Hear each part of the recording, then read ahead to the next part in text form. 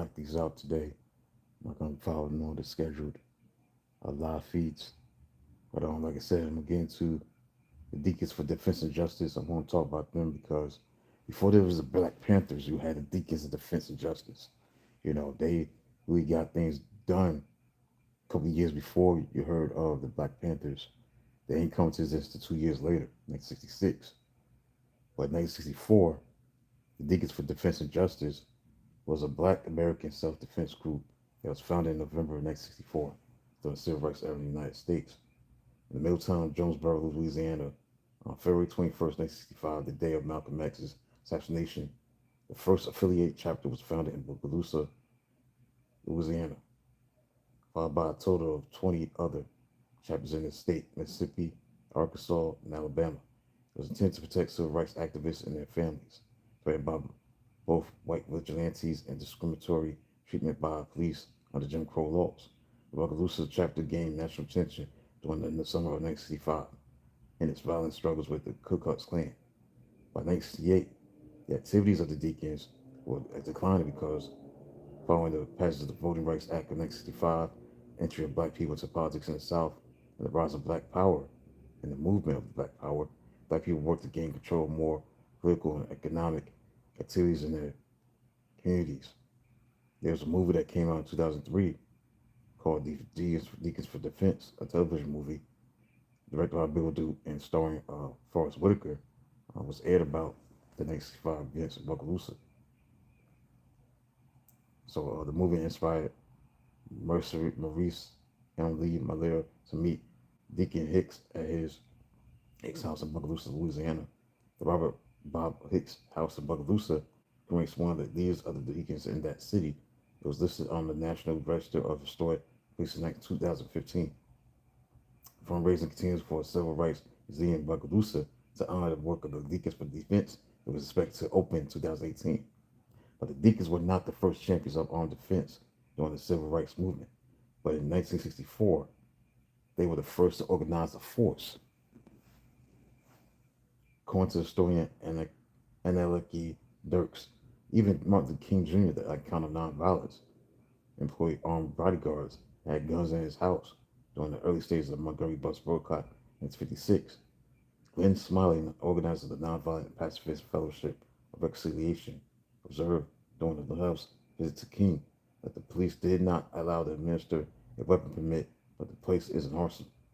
Smiley convinced King that he could not keep such weapons or plan armed self-defense, as it was inconsistent with his public positions on nonviolence.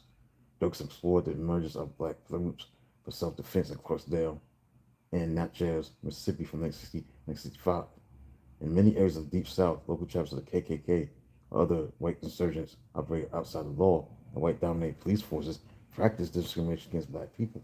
In Jonesboro, an industrial town in northern Louisiana, the KKK harassed local activists, burned forests on the lawns of black Americans, burned down 5 churches, a Masonic hall, and a Baptist center. Scholar Akinele O. Umoja notes that by 1965, by both the Student Nonviolent Coordinating Committee and State Corps supported armed self-defense, or they had promoted nonviolence as a total tactic to achieve civil rights. They began to believe that changes in federal law were not sufficient to advance civil rights or to protect activists locally. National Corps leadership, including James Farmer, publicly acknowledged a leadership with Corps and Deacons for Defense in Louisiana. The alliance between two organizations highlighted the concept of armed self-defense embraced by many black people in the South who have been long subject to white violence. Significant portion of SNCC's Southern-born leadership staff also supported armed self-defense. Robert F. Williams, president of NAACP chapter in John Road, North Carolina, joined for his local NAACP chapter into the armed self-defense unit. He was criticized for this by the national leaders of the NAACP. He was charged by the state with kidnapping a white couple whom he had sheltered during local violence related to the freedom riders in 1961. Williams and his left the country going to exile in Cuba. After Williams returned in 1969, his trial on these charges was scheduled in 1975. That year, the state reviewed the case and withdrew the charges. Fannie Lou Hamer of the Mississippi Freedom Democratic Party was another activist who armed herself. She said that in 1964, during Freedom Summer, she kept several loaded guns under her bed.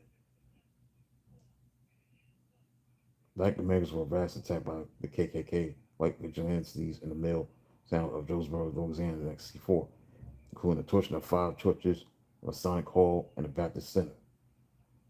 Given these threats, Ernest Chili Willie Thomas and Frederick Douglass Kirkpatrick founded the Deacons for Defense and Justice in November 1964 to protect civil rights workers and families in the black community against the local KKK. Most of the Deacons were veterans and combat experience from the Korean War and World War II. Born in Jonesboro on November 20, 1935, Thomas grew up in the segregated state decades after the white-dominated state legislature had disenfranchised most black people that turned the century imposed Jim Crow laws, drawn into local rivalries between black and white children for swimming hole rights. Thomas learned that rights and its access come not to those who ask, but rather those who fight. So before the Deacons of Defense and Justice officially formed, 2 groups were operating in Jonesboro to protect activists. One group sent sentries outside the Freedom House, led by Percy Slade Bradford, a stockroom worker, Ernest Thomas, Frederick Douglass Kirkpatrick, a high school teacher, organized a second group that volunteered to monitor police arrests of Black Americans, while also working to keep the community safe.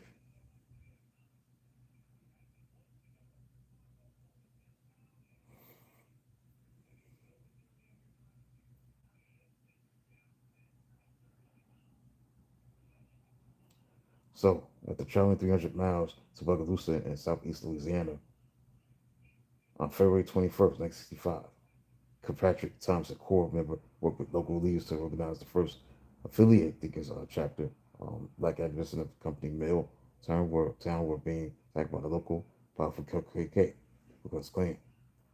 Police served in Bogalusa, as well as most government organizations, were all infiltrated by the Klan. The only protection the people of Bogalusa had against the Klan was the Deacons. Although the Civil Rights Act of 1964 had been passed, black people were still making a little bit of progress toward integration of public facilities in the city or registering to vote. Activists Bob Hicks, Charles Sims, A.Z. Young, workers at the Crown Zellerback plant, led this new chapter of Deacons for Defense and Justice. Charles Sims, a World War II veteran, was the president of the Bogalusa chapter of the Deacons. And you had the Chicago chapter of the Deacons for Defense and Justice, was formed by Ernest Thomas, the vice president of the Jonesboro chapter in 1965. The Deacons intended to spread throughout the North and the West, but were unsuccessful because the tactics was less effective outside the South. In summer 1965, the Bogalusa chapter campaigned for integration and came into regular conflict with the Klan in the city.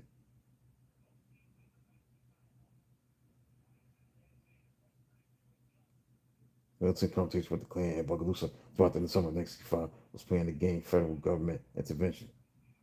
The tactics proved successful when in July 1965, escalating hostilities between the Deacons and the Klan and Bogalusa provoked the federal government to use Reconstruction era laws to order local police departments to protect civil rights workers. Deacons also initiated a regional organizing campaign, founding a total of 21 former chapters and 46 affiliates in other cities.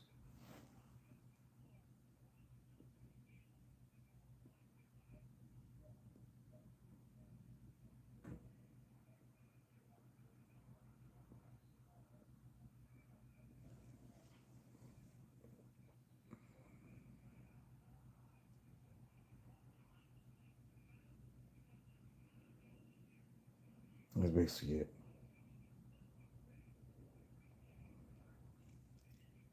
Just want to talk about them. I think it's a defense of justice because they were for the Black Panthers. And I want you to check out, the thumbnail. You'll see they were the Black Panthers for the Black Panthers. They came before them. There's no question about it. It wasn't the Black Panthers that was doing all this self-defense stuff. It was the Deacons Defense of Justice. They were the one that was doing it first. That's wanting to do something about them. because the Black Panther Party was created and it came about into 1966.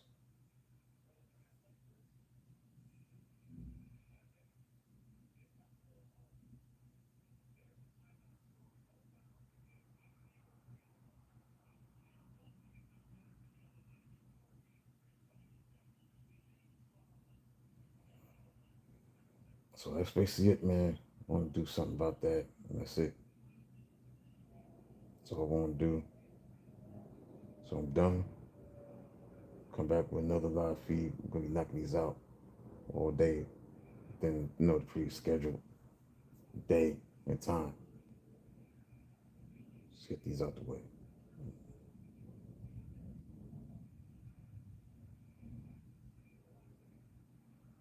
So coming up next, we play the interview that I did with Afro Shipman, Miami. Get that out the way and keep it moving. So until then, talk to you soon.